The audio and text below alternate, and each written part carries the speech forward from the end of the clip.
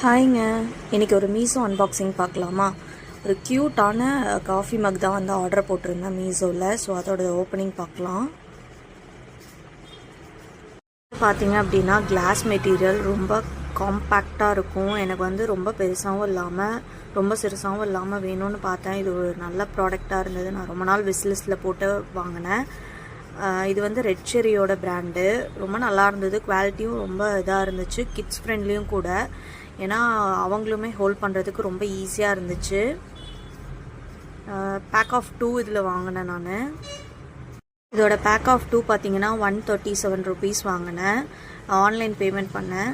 அதனால் எனக்கு 137 ருபீஸ்க்கு நல்ல ஒர்த்தான ப்ராடக்ட் தான் கண்டிப்பாக இது.